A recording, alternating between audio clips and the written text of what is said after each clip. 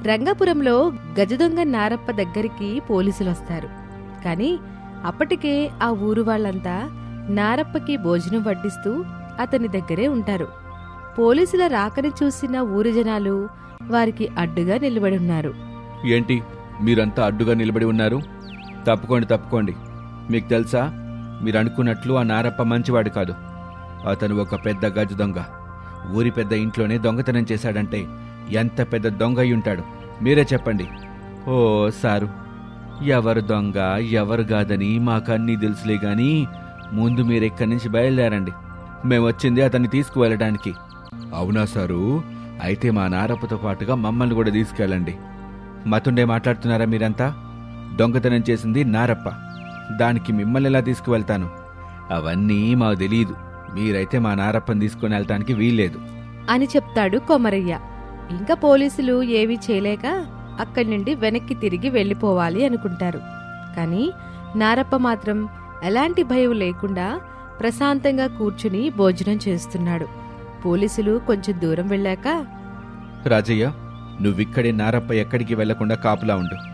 నేనెళ్ళి మన పై అధికారికి ఈ విషయం చెప్తాను, జాగ్రత్త అని అక్కడి నుంచి వెళ్ళిపోతాడు. ఇంకా రెండో పోలీస్ అధికారి చేసేదేమీ లేక మళ్ళీ నారప్ప ఇంటి దగ్గరికెళ్ళి బయట కాపలాగా కూర్చుంటాడు. కాని అతనికి మాత్రం ఒక సందేహం ఉంది. అది అడగాలని అక్కడే ఉన్న కొమరయ్యని ఇలా అడుగుతాడు. కొమరయ్య, నాదో చిన్న సందేహం. ఏంటో చెప్పండి సారు. నారప్ప పెద్ద గజ దొంగ కదా, మీరు అతనికి ఎందుకు ఇంతలా సాయం చేస్తున్నారు, ఇంతలా మద్దతిస్తున్నారు? అసలు నాకేం అర్థం కావటం లేదు.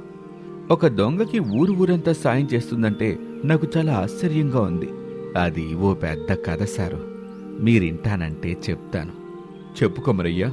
కొన్ని రోజుల క్రితం ఏం జరిగిందంటే అని కొమరయ్య జరిగింది చెప్పడం మొదలు పెడతాడు. అబ్బా, చాలా ఆకలిగా ఉంది. ఇవాళ ఎవరో ఒకరింట్లో తినాలి. కాసేపు ఆగితే అందరు పడుకుంటారుగా, అప్పుడెళ్ళి తిని ఏదోటి దొంగతనం చేయాలి. అసలు ఈ మధ్య చాలా తక్కువగా దొంగతనాలు చేస్తున్నాను అని తనలో తాను అనుకుంటాడు. అలా మధ్యరాత్రి అయింది. అందరూ పడుకునున్నారు.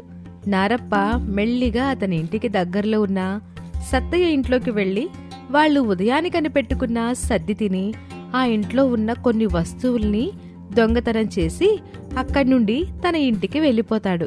చాలీ పూటకి ఇలా సత్తయ్య ఇంట్లో తిన్నాను, రేపు ఇంకొకరింట్లో తింటే సరిపోతుంది అని రేపు ఎవరింట్లో దొంగతనం చెయ్యాలా అని ఆలోచిస్తూ పడుకుంటాడు.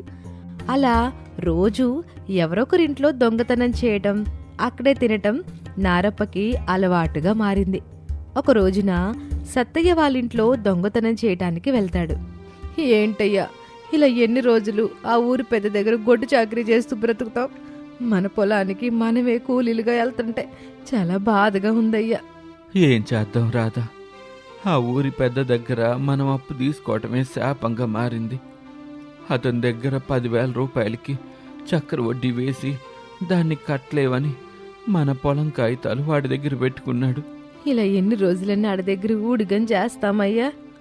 ఏమో రాధా, ఇంకెన్ని రోజులు మనకి బానిస బ్రతుకు అని వాళ్ళు బాధపడుతూ ఉంటారు. ఇదంతా వింటున్న నారప్పకి కూడా చాలా బాధేసింది. ఇలా వీళ్ళు మాత్రమే బాధపడుతున్నారా, లేక ఊర్లో అందరూ ఈ సమస్యతో బాధపడుతున్నారా అని తెలుసుకోవడానికి కొమరయ్య ఇంటి దగ్గరికి వెళ్తాడు. కొమరయ్య కూడా తన భార్య దగ్గర బాధపడుతూ ఉంటాడు. ఆ ఊరి పెద్ద వల్ల ఊర్లో అందరూ ఇంతలా బాధపడుతున్నారా? చెప్తాను వాడికి. ఎలా తగిన శాస్తి చెప్పాలో అలాగే చెప్తాను అని ఏకంగా ఊరి పెద్ద ఇంటికి దొంగతనం చేయటానికి వెళ్తాడు. ఊరి వాళ్ళ పొలం కాగితాలు వీడి దగ్గరున్నాయి అంటే ఇప్పుడు వాళ్ళ పొలం కాగితాలు వాళ్ళకి ఇచ్చేస్తే రేపటి నుంచి వీడేం చేయలేడు. వీడి దగ్గర గొడ్డు చాకరీ చేయటం కూడా అవసరం ఉండదు మన ఊరి వాళ్ళకి అని ఊరి పెద్ద ఇంట్లో బీర్వాలో ఉన్న ఊరి వాళ్ళందరి కాగితాలు తీసుకుని అక్కడి నుండి వెళ్ళిపోతాడు. ఉదయం అవుతుంది. నారప్ప అందర్నీ ఊరి రచ్చబండ దగ్గరికి రమ్మని వాళ్ళ పొలం కాగితాలు వాళ్ళకిస్తాడు. విషయం తెలిసిన ఊరి పెద్ద పోలీసుల దగ్గరికి వెళ్లి నారప్ప దొంగతనం చేయటం తాను చూశానని ఫిర్యాదు చేస్తాడు. ఇది సారు మా నారప్ప కదా, ఆడుగాని మా పొలం కాగితాలు ఇవ్వకపోతే ఇంక జీవితాంతం ఆ ఊరి పెద్ద దగ్గర ఊడిగం చేస్తూ బతకాల్సి వచ్చేది. బావుందయ్యా, మీ వాడి దొంగ కదా. అని అంటాడు పోలీస్ అధికారి. నారప్ప అలా పోలీస్ అధికారి కాపలా ఉండడం చూసి, సార్ పదండి, మీరు నా కోసం ఇలా కాపలా ఉండటం ఏమీ బాలేదు. కానీ నాదొక షరతు. ఏంటి నారప్ప అది? నాతో పాటుగా మా ఊరి పెద్ద కూడా పోలీస్ స్టేషన్కి రావాలి. అతను ఎందుకు ఫిర్యాదు ఇచ్చాడో నా ముందే చెప్పాలి. అలా అయితేనే నేను మీతో పాటు వస్తాను అని నారప్ప అనగానే పోలీస్ అధికారి కాసేపు ఆలోచించిన తర్వాత, సరేనయ్యా, నువ్వు అడిగినట్లుగానే మీ ఊరి పెద్దను కూడా మా స్టేషన్కి రమ్మని కబురు పంపిస్తాను. ముందు నువ్వైతే నాతో పాటురా. అరే నారప్ప, నువ్వెళ్ళద్దురా, నువ్వెళ్తే నీతో పాటు మేం కూడా వస్తాం. అయ్యో కొమరయ్య మామ, నాకేమీ కాదు. నేను ఇవాళ సాయంత్రానికల్లా ఇంటికి రాకపోతే అప్పుడు రండి నా కోసం. సరే నారప్ప, నువ్వైతే జాగ్రత్త. ఇదిగో సారు, మా నారప్ప మీద ఒక చిన్న గీత పడ్డా తర్వాత మీ పోలీస్ స్టేషన్ ఉండదు, మీరు ఉండరు, జాగ్రత్త. అలాగే లేవయ్యా. నారప్ప, పద మనం పోదా అని పోలీస్ స్టేషన్కి తీసుకుని వెళ్తాడు. సార్, ఎక్కడ ఊరి పెద్దగారు? ఇప్పుడే కబురు పంపాం నారప్ప, కాసేపు కూర్చో, వస్తారు అని చెప్తాడు పోలీస్ ఆఫీసర్. అలా కాసేపటికి ఊరు పెద్ద స్టేషన్ దగ్గరకు వస్తాడు. ఏంటి సార్, వీణ్ణి ఇంకా ఇక్కడే కూర్చోబెట్టారు, లోపల తొయ్యకుండా? అవును ఊరి పెద్దగారు, నా మీద అసలు ఫిర్యాదు దేనికిచ్చారో చెప్పండి. అదే లేవయ్యా, నువ్వు వాళ్ళ ఇంట్లో పొలం కాగితాలు దొంగతనం చేశావంట కదా, అందుకే నీ మీద ఫిర్యాదు ఇచ్చాడు. నువ్వు దొంగతనం తన ముందే చేశావంట. నువ్వు దొంగతనం చేయడం అతను చూశాడంట. సార్, నాకు విషయం అర్థం కాలేదు. నేను దొంగతనం చేయడం ఊరి పెద్ద చూశాడని ఫిర్యాదు ఇచ్చారు కదా, మరి నా ఇంట్లో ఉన్న 4 కేజీల బంగారాన్ని ఈ ఊరి పెద్ద దొంగతనం చేయడం నేను చూశాను.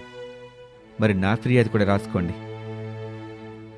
రేయ్ నారప్ప, నోరు కొంచెం అదుపులో పెట్టుకుని మాట్లాడు, లేకపోతే నీ ఇంట్లో నేను దొంగతనం చేయడమేంటి? నీ ముఖం ఎప్పుడైనా అద్దంలో చూసుకున్నావా? సరే సరే ఊరి పెద్దగారు, కాస్త ఆవేశం తగ్గించుకోండి. ముందే మీకు గుండె జబ్బుంది, పుచ్చుక్కున పోతే ఊరంతా నా మీద దుమ్మెత్తిపోస్తారు. చూశారా సారు, ఎలా మాట్లాడుతున్నాడో వీడు? దొంగతనం చేసింది కాక మళ్ళీ నా మీద మాటలు జారుతున్నాడు. అయ్యో, నేనే ఉన్నాను ఊరి పెద్దగారు, అయినా ఊరి వాళ్ళందరి పొలం కాగితాలు మీ దగ్గర ఎందుకున్నాయి? ముందు దీనికి సమాధానం చెప్పండి చాలు. తర్వాత దొంగ ఎవరనేది పోలీసులు తేల్చుతారు. అది వాళ్ళంతా నా దగ్గర అప్పు తీసుకున్నారు, దానికి నేను వాళ్ళ పొలం తాకట్టు పెట్టుకున్నాను. చూసారా సార్, ఊరు మొత్తం ఈయన దగ్గర అప్పు తీసుకున్నారంట పాపం. సార్, అసలు విషయం ఏంటో తెలుసా? అందరికీ అప్పుగా డబ్బులిచ్చి వాళ్ళ దగ్గర చక్రవడ్డీ వేసి మరీ గుంజుతున్నాడు. అంతేకాదు, వాళ్లతో కొడ్డు చాకరీ చేపించుకొని హింసిస్తున్నాడు. అబ్బబ్బా, ఏ నాటకం ఆడారు ఊరి పెద్దగారు?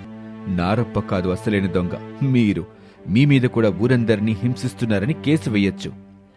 అయ్యో, అంత పని చేయకండి. నారప్ప మీద ఫిర్యాదు వాపస్ తీసుకుంటాను అని నారప్ప మీద కేసు వాపస్ తీసుకుంటాడు. ఊరి పెద్ద వెళ్ళేటప్పుడు, అరే నారప్ప, నువ్వు దీనికి ముందు పెద్ద గజ దొంగ అని ఊరి వాళ్ళు మర్చిపోయినట్టున్నారు. నీకెలా బుద్ధి చెప్పాలో నాకు తెలుసు అని అక్కడి నుంచి వెళ్ళిపోతాడు ఊరి పెద్ద. నారప్ప కూడా ఇంటికి వెళ్ళి జరిగిందంతా ఊరి వాళ్ళకి చెప్తాడు. భర్త చనిపోయిన బాధ నుంచి నేరుగా తేరుకుంటుంది జయంతి. ఒక రోజున, ఇంట్లో తినటానికి తిండలేదు, అత్తయ్యకి మందులు కొనడానికి కూడా డబ్బుల్లేవు. అదే మా ఆయన ఉంటుంటే మేమిలా ఉండేవాళ్ళం కాదు అని తనలో తాను మాట్లాడుకుంటూ ఉంటుంది. అంతలోనే జయంతి అత్తగారు పార్వతమ్మ అక్కడికి వస్తుంది. ఏంటి కోళ్ళ, అప్పటి నుండి చూస్తున్నాను, దిగాలుగా ఏదో ఆలోచిస్తున్నావు. అది అత్తయ్య, ఆయన చనిపోయినప్పటి నుండి ఇంట్లో తినడానికి మీకు మందులకి చాలా ఇబ్బంది అవుతుంది కదా. ఈవేళ అయితే అసలు ఇంట్లో కూరగాయలు కూడా లేవు, చివరికి బియ్యం కూడా నిండుకున్నాయి. ఏం చేద్దాం కోళ్ళ, ఆడున్నప్పుడు మనకి ఎట్టాంటి డోకా లేదు. మన పొలంలో ఏదో ఒక పంట వేసేవాడు, కానీ మనం వాడు చనిపోయిన బాధలో ఉండి పొలాన్ని మర్చిపోయాం. ఇప్పుడు పొలం మొత్తం గడ్డితో ఉండి సరే నీళ్లు లేక ఎండిపోయింది. ఇప్పుడు అందులో పంటలు వేసినా సరిగ్గా పండవు. పైగా గడ్డి తీపించడానికి, పొలం దున్నడానికి చాలా డబ్బు ఖర్చు అవుద్ది. ఇప్పుడు మన దగ్గర తినడానికి డబ్బు లేదు, అట్లాంటిది పొలంలో పంట వేయడానికి డబ్బు ఎట్టా వచ్చుద్ది? ఇప్పుడు ఏం చేద్దాం అత్తయ్య? మరి ఎవరైనా డబ్బు సహాయం అడిగి పొలాన్ని బాగు చేద్దామా? అలాగే చెయ్యాలేక. సరే అత్తయ్య, నేను వెళ్ళి ఎవరినైనా కాస్త డబ్బు అప్పుగా అడుగుతాను. ఎవరైనా అప్పు ఇస్తే గనక ఆ డబ్బుతో పొలం పండించుకుందాం అని ఎవరైనా అప్పిస్తారేమోనని ఊళ్ళోకి బయలుదేరింది జయంతి. అప్పుడే తన పక్కింటి సుజాత కనిపిస్తుంది. సుజాత, ఇలా రా ఒకసారి. చెప్పు జయ, ఏంటి, ఎక్కడికి వెళ్తున్నావు? నాకు చిన్న సాయం చేస్తావా సుజాత? నా పొలంలో పంట వేయడానికి కాస్త డబ్బు సాయం చేస్తావా? మళ్ళీ పంట పండగానే ఇచ్చేస్తాను. అయ్యో జయ, ఇంట్లో సరుకులకి ఇమ్మంటే ఇస్తాను గాని పంటకి పెట్టుబడి పెట్టేంత డబ్బు అంటే అంత పైసలు నా దగ్గర లేవు. అవునా? ఏం చేయను సుజాత, మా ఆయన పోయినప్పుడు దగ్గర నుండి ఇల్లు గడవట్లేదు. ఇంట్లో తినటానికి కూడా చాలా కష్టంగా ఉంది. అందుకే పొలంలో పంట వేస్తే డబ్బులు వస్తాయి కదా అని నిన్ను అప్పడిగాను. జయ, నా బ్రతుకు కూడా నీకు తెలిసిందే కదా. ఇంట్లో వరకైతే నేను సహాయం చేయగలను, కానీ అంత పెద్ద మొత్తంలో ఇవ్వలేను. సర్లే సుజాత, నీ దగ్గర లేకపోతే నువ్వెలా ఇస్తావులే అని అక్కడి నుంచి ఇంకో వీధి దగ్గరికి వెళ్ళింది. అక్కడ కూడా చాలా మందిని అడిగింది, కానీ ఎవ్వరూ కూడా అప్పివ్వటానికి ముందుకు రాలేదు. ఇక చేసేదేమీ లేక ఊరి పెద్ద దగ్గరికి వెళ్ళి అప్పడగాలని అనుకుంది. ఈ ఊరిలో నన్ను నమ్మి ఎవరు అప్పివ్వడం లేదు. ఇంకా ఊరి పెద్ద భూషణం గారిని అడిగితే ఖచ్చితంగా సాయం చేస్తారు అని అక్కడి నుంచి ఊరి పెద్ద ఇంటి వైపుకు బయలుదేరింది. అలా కాసేపటికి ఊరి పెద్ద ఇంటికి చేరుకొని అయ్యా అయ్యా అని పిలవగానే భూషణం ఇంట్లో నుంచి బయటకొస్తాడు. ఏంటి జయంతి, ఇలా వచ్చా? నాతో ఏమైనా పని పడిందా? అవునయ్యా, మీరు నాకొక సహాయం చేయాలి. మా పొలంలో ఈసారి పంట వేయాలనుకుంటున్నాం, కానీ పొలం మొత్తం గడ్డితో నీళ్లు లేక ఎండిపోయింది. మీరు దయతలిచి నాకు కొంత డబ్బు అప్పిస్తే పంట పండాక మళ్ళీ మీ డబ్బు మీకే ఇచ్చేస్తాను. మీరు కాస్త దయ చూపండి అయ్యా. చూడు జయంతి, పంటకి పెట్టుబడి పెట్టేంత డబ్బు నేనివ్వలేను. అయినా నీకు అంత డబ్బు ఏం చూసి ఇవ్వాలి చెప్పు? అదేంటయ్యా అలా అంటారు? మాకు చేనుంది కదా, కావాలంటే ఆ చేను కాగితాలు మీ దగ్గర పెట్టుకొని కాస్త డబ్బు ఇవ్వండి అయ్యా. ఏంటి, ఆ చేనా? అందులో పంటలే సరిగా పండవు. దాన్ని చూసి నీకంత డబ్బు నేనివ్వలేం జయంతి. ఇక నువ్వు బయలుదేరు. అయ్యా అది జయంతి, నేను చెప్పేది చెప్పాను. ఇక నువ్వు ఇక్కడి నుంచి వెళ్ళిపో అని కోపంగా అక్కడి నుంచి వెళ్ళిపోతాడు ఊరి పెద్ద. జయంతి కూడా చేసేది లేక బాధపడుతూ అక్కడి నుంచి ఇంటికి వెళ్ళిపోతుంది. ఏంటి జయ, అలా దిగులుగా వస్తున్నావు? అది అత్తయ్య, మనల్ని నమ్మి మనకెవరు అప్పివ్వట్లేదు. ఇప్పుడు ఏం చేద్దాం అంటారు? సరే, నువ్వేం బాధపడబాక. ముందు నువ్వు వెళ్ళి ఎవరి దగ్గరైనా కూరగాయలు తీసుకునిరా. అలాగే అత్తయ్య అని సుజాత ఇంటికి వెళ్ళి కూరగాయలు తెస్తుంది. ఇక వేరే వాళ్ళ ఇంట్లో కూడా కొన్ని కూరగాయలు సరుకులు తెచ్చుకుంటుంది. అత్తయ్య, ఇదిగోండి, సుజాత ఇంట్లో సొరకాయ తెచ్చాను, మల్లన్న వాళ్ళ ఇంట్లో బెండకాయలు తెచ్చా, ఇంకా ఇవి వేరే వాళ్ళ ఇళ్ళలో తెచ్చాను. సరే, నాకు ఇయ్యమ్మా అని అవి తీసుకుని కూరకి సరిపడా ఉంచి మిగిలినవి పెరట్లో వేస్తుంది. ఏంటి అత్తయ్య, తినడానికే లేదంటే మీరేమో అక్కడికి వెళ్ళేసి వచ్చారు? పిచ్చి మొద్దు, వాటిని వేసింది ఎందుకంటే అవి పెరిగాక కాయలు కాస్తే వాటిని అమ్మైనా బతకొచ్చని. అయ్యో అత్తయ్య, ఒక విషయం మర్చిపోయారు. ఇప్పుడు విత్తనాలు వేస్తే వెంటనే కాయలు రావు. మరి అప్పటి వరకు మన పరిస్థితి? నేనేం తెలివి తక్కువ దాని కాదమ్మా. పెరట్లో కూరగాయలతో పాటు పూల మొక్కలు కూడా వేసా. ఒక వారంలోగా పూల మొక్కలకు పూలు కాస్తాయి. అవి అమ్ముకుని డబ్బు సంపాదించుకుందాం. అలాగా మన కూలి పనికి కూడా వెళ్ళి డబ్బు సంపాదించవచ్చు. అమ్మో అత్తయ్య, మీది మామూలు బుర్ర కాదు. అలా అత్తగారు పార్వతమ్మ ఆలోచనతో జయంతికి కాస్త ధైర్యం వచ్చింది. మరుసటి రోజు నుండే వాళ్ళిద్దరూ పని వెతుక్కోవటం మొదలుపెట్టారు. జయ, నువ్వు సుజాతతో కలిసి కూలి పనికి వెళ్ళు. నేను ఇంట్లో ఉండి ఇక్కడ పెరట్లో ఉన్న మొక్కలను చూసుకుంటా. సరే అత్తయ్య, అలాగే వెళ్తాను అని జయంతి అంటుంది. చెప్పినట్టుగానే జయంతి సుజాత సహాయంతో పక్కూర్లో పత్తి చేలో కూలి పనికి వెళ్లటం మొదలుపెట్టింది.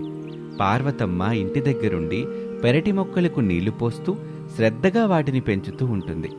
ఒక వారం రోజుల తర్వాత, అత్తయ్య అత్తయ్య, చూసారా, పూల మొక్కలకి పూలు వచ్చేసాయి. ఎంత బాగున్నాయో. చూసావా జయ, ఇది కష్టానికి తగ్గ ఫలితం. నువ్వు రోజు కూలి పనికి వెళ్తున్నావు, నేనేమో ఇక్కడ మొక్కలతో చిన్న పని పెట్టుకున్నా. అవునత్తయ్య, ఇప్పుడు ఆ పూలను ఏం చేద్దాం? వాటిని తీసి దండలు కట్టేద్దాం. రేపటి నుండి గుడి దగ్గర అమ్ముకుందాం. మన కష్టానికి డబ్బు వచ్చుద్దమ్మా. అప్పట్నుంచి జయంతి కూలి పనికి వెళ్తూ ఉండగా వచ్చిన డబ్బుని పార్వతమ్మ పూలమ్మి సంపాదిస్తున్న డబ్బుని ఆపదలో ఉన్నా కూడా పక్కన జాగ్రత్తగా దాచుకోవటం మొదలుపెట్టారు వాళ్ళిద్దరూ. అలా 2 నెలలు గడిచింది. పెరట్లో వేసిన కూరగాయల మొక్కలకు కాయలు కాయటం మొదలుపెట్టాయి. ఆ కాయలు నమ్మి వచ్చిన డబ్బుకి, కూలిపని డబ్బుకి, పూలమ్ముడు డబ్బు తోడై చేతిలో కొంత డబ్బు చేరింది. జయ, ఇప్పుడు మన దగ్గర పొలాన్ని బాగు చేయడానికి సరిపడా డబ్బుంది. ముందు మనిద్దరం కలిసి పొలంలో పెరిగిన గడ్డిని తొలగిచ్చేద్దామా? సరే అత్తయ్య. పార్వతమ్మ, జయంతి ఇద్దరూ కలిసి పొలం దగ్గరికి వెళ్ళి గంటల తరబడి కష్టపడి మొత్తం గడ్డిని పీకేశారు. ఆ తర్వాత చిన్న చిన్న పనిముట్లతో పొలాన్ని దున్నారు. ఆ డబ్బుతో మంచి విత్తనాలు కొని పొలంలో వేశారు. అత్తయ్య, మనకి పక్కనున్న భోషణం పొలంలో నీటి పంపు ఉంది. వాళ్ళను కూడా అడిగి కాస్త నీళ్లు తీసుకురావడానికి ప్రయత్నిస్తాను. జయంతి భూషణం గారి దగ్గరికి వెళ్ళి విషయం చెప్తుంది. భూషణం నవ్వుతూ వెటకారంగా, ఓహో, పండని చేనుని బాగు చేస్తున్నారా? సరేలే, నాకేమీ అభ్యంతరం లేదు. కానీ నీళ్లు కావాలంటే ఆ నీళ్లకు నాకు డబ్బివ్వాలి. దయచేసి అప్పు అని మాత్రం అడగద్దు. సరేనయ్యా, డబ్బిత్తాం. మంచినీళ్ళకి ఇచ్చినట్టే ఆ నేలకు కూడా ధర కట్టండి. పార్వతమ్మ పట్టుదల చూసి భూషణం ధర నిర్ణయించి పొలానికి నీళ్ళిస్తాడు. కొద్ది రోజులకే పొలంలో వేసిన విత్తనాలు మొలకెత్తాయి. పార్వతమ్మ, జయంతిల కష్టం, పట్టుదల ఫలించాయి. ఎండిపోయినట్లు, గడ్డితో నిండిపోయినట్లు కనిపించిన ఆ పొలం ఇప్పుడు పచ్చని పైరుతో కలకల్లాడుతుంది. కాయలు, గింజలు బాగా పండాయి. అత్తయ్య, చూసారా మన పొలం ఎంత బాగా పండిందో? అవును జయ, నిజంగా మన కష్టం వృధా బాలేదు. పండిన పంటను జయంతి, పార్వతమ్మ సంతకు తీసుకువెళ్లి అమ్ముతారు. ఊహించిన దానికంటే ఎక్కువ ధర రావటంతో వారి కళ్ళల్లో ఆనంద బాష్పాలొచ్చాయి. అత్తయ్య, ఇప్పుడు మన దగ్గర అప్పు తీర్చడానికి మిగిలిన డబ్బుతో ఇంట్లో సరుకులు కొనడానికి సరిపడా డబ్బులు వచ్చాయి. ఈ డబ్బుతో ముందు భూషణం గారి నీళ్ళ అప్పు తీర్చేద్దామమ్మా అని వాళ్ళిద్దరూ డబ్బు తీసుకుని భూషణం ఇంటికి వెళ్లారు. ఏంటి, మీ చేన్లో పంట పండిందా? నమ్మలేకపోతున్నానే అని భూషణం ఆశ్చర్యంగా వాళ్ల వైపు చూస్తూ అడిగాడు. అయ్యా, డబ్బు చూసి అప్పిచ్చే దయ మీరు చూపకపోయినా ఈ పేదవారి తెలివిని, కష్టాన్ని దేవుడు చూశాడు. ఇదిగోండి మీకు మేమివ్వాల్సిన డబ్బు అని అంటారు. భూషణానికి తల ఎక్కడ పెట్టుకోవాలో అర్థం కాలేదు. ఇక జయంతి వాళ్ళు భూషణానికి డబ్బు చెల్లించి ఇంటికి వెళ్తారు. చూసావా జయ, పేదారికి ధనం కంటే తెలివే పెద్ద బలం. మనం ఎవరి దగ్గర అప్పు అడగకుండా మన తెలివితో, మన కష్టంతో బ్రతుకు నిలబెట్టుకున్నాం. అవునత్తయ్య, ఈరోజు మీ తెలివితేటల వలన మన కష్టాలు తీరాయి. నా బాధ మొత్తం పోయింది. అలా జయంతి, పార్వతమ్మల పేదరికపు తెలివి మరియు కష్టాన్ని ఊరు మొత్తం కలిసి మెచ్చుకుంది. ఆ రోజు నుండి వాళ్ళ ఇంట్లో తిండికి, డబ్బులకి ఎలాంటి లోటు లేదు.